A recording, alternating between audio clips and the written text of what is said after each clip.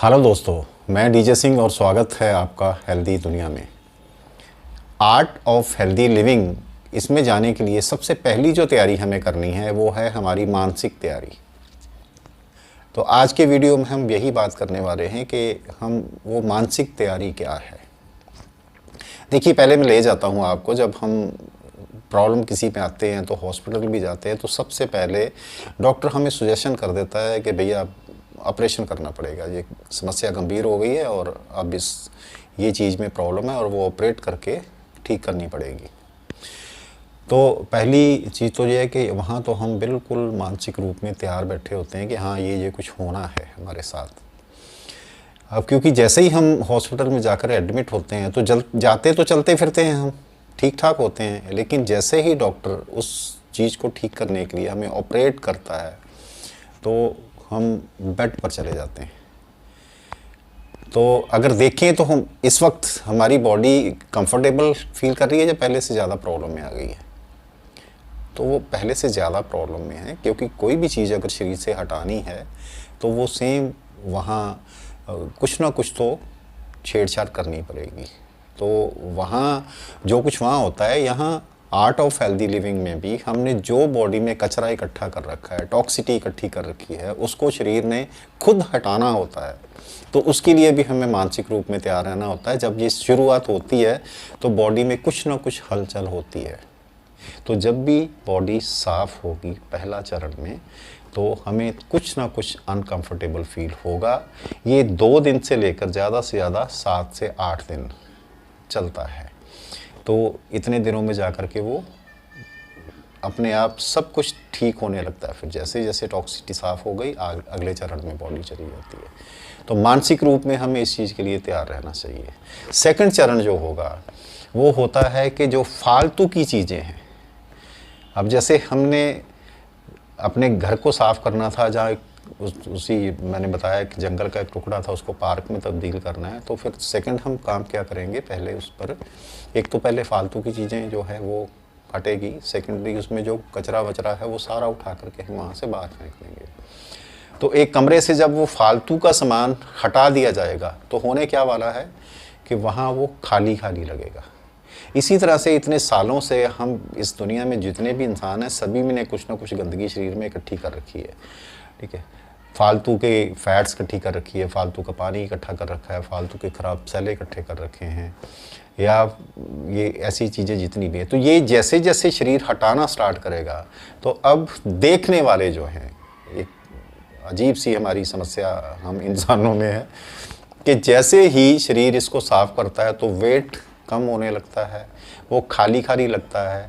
हमारी जो मानसिकता बन चुकी है, वो जिसका शरीर भरा भरा सा है, गाल बाहर को फूले हुए हैं, पेट निकला हुआ है, तो उसको कहते हैं खाते पीते घर का है। और जो भी थोड़ा दुबला पतला है उसको कहते हैं अरे ये तो बीमार सा लगता है। तो हमने वो पैरामीटर्स जो है ना, वो थोड़ा मानसिक रूप में उसको सही करने की ज़रूरत है कि एक मोटा इंसान स्वस्थ नहीं होता। ठीक है, एक वो दुबला पतला इंसान उससे कई गुना अच्छा काम कर लेता है, कई गुना ज़्यादा कैपेसिटी होती है उसकी काम करने की।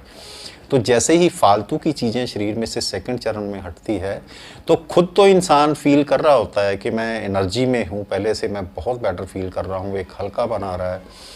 लेकिन जो आजू बाजू वाले उसके बहन भाई रिश्तेदार हैं वो टोकना शुरू कर देते हैं, अरे भैया तुम्हें क्या हो गया, तुम तो बड़े बीमार दिख रहे हो, बहुत कमज़ोर दिख रहे हो। ये मानसिक रूप में ये जो स्थिति है बहुत घातक होती है। यहाँ मेरे को एक छोटी सी स्टोरी याद आ रही है, वो आपके साथ शेयर करता हूँ। कैसे 3 ठग ने मिल कर के एक आम आदमी से उनका बकरी का जो बच्चा था वो ठग लिया।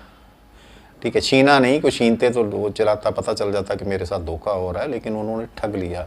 तो कहीं ना कहीं वो कहानी हम पर लागू होती है। वो कहानी इस तरह से है कि 3 ठग थे, वो देख रहे थे कि एक आदमी गांव का अपना, उसके पास एक बकरी का बच्चा था, तो लेकर के जा रहा था। तो उनके मन में आ जाता है कि कैसे हम इनसे ये जो बकरी का बच्चा है वो हम कैसे ठग लें। तो वो प्लानिंग करते हैं, तो तीनों अलग अलग हो जाते हैं। तो वो जा रहा है रास्ते पर, एक पहले से आकर उससे पहले आकर के मिलता है, सामने से आ रहा होता है। तो उसको कहता है भैया ये कुत्ते का बच्चा कहाँ उठा करके जा रहे हो, इसको काहे के लिए गोद में उठा रखा है? तो आगे से वो आदमी कहता है कि नहीं ये कुत्ते का बच्चा नहीं, ये तो बकरी का बच्चा है, और मैं तो इसको खरीद के लाया हूँ और मैं अपने घर ले जा रहा हूँ इसको। तो वो हंस के बस इतना कह करके अरे कुत्ते का बच्चा उठा रखा है, वो कह रहा बकरी का बच्चा। तो ये पहली स्थिति क्या थी कि इसने उसके माइंड में हल्का एक बीज डाल दिया कि हाँ, शक डाल दिया कि कहीं ये कुत्ते का बच्चा तो नहीं है। अब वो तो आगे निकल गया। तो फिर दूसरा आ जाता है, सामने से दूसरा मिलता है, तो वो भी यही बात कहता है, भैया ये कहाँ उठाए जा रहे हो, ये कुत्ते का बच्चा क्यों उठा रखा है आपने। तो इसको तो वो उसको शक हो जाता है, बोलता है कहीं मैं सचमुच ये कुत्ते का बच्चा ही तो नहीं है।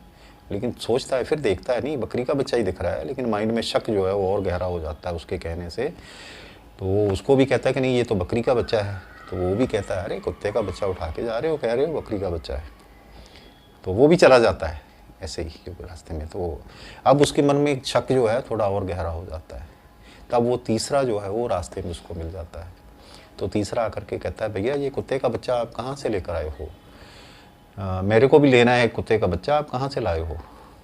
तो वो क्योंकि तीसरे बंदे ने जब कहा तो वो उसके मन में वो शक जो था वो पूरा यकीन में बदल गया कि ये तो मैं गलत कुत्ते का बच्चा ही उठा के जा रहा हूँ, ये बकरी का बच्चा नहीं। तो वो उसको उसी वक्त फेंक देता है, बोलता है ये ले भैया तू और कोई ढूंढते फिर रहे हो, यही ले जाओ, तू कुत्ते का बच्चा ही तो है, तो मैं काय करी इसको लिए जा रहा हूँ। तो वो आराम से उस बच्चे को उठाते हैं, बकरी के बच्चे को उठा के चले जाते हैं। तो इस तरह से वो ठग लेते हैं। तो यही कहानी कहीं ना कहीं हम लोगों के साथ भी घटित हो जाती है समाज में कि जब हमें लोग टोकने लगते हैं अरे तुम्हें क्या हो गया। ठीक है, मेरे साथ तो ये बहुत घटित हुआ था क्योंकि मेरे को अंदर से एनर्जी बहुत अच्छी फील हो रही थी जब 16 साल पहले मैंने इस टॉपिक पर आना स्टार्ट किया था। तो ये स्थिति क्योंकि थोड़ा लंबे समय रहती है, 4-5 महीने से लेकर साल 1.5 साल तक चलती है, क्योंकि फालतू चीज़ें तो जल्दी शरीर से हटेंगी लेकिन उसको रिप्लेस करने के लिए जो अच्छी अच्छी सेल बनने हैं उसको तो टाइम लगेगा।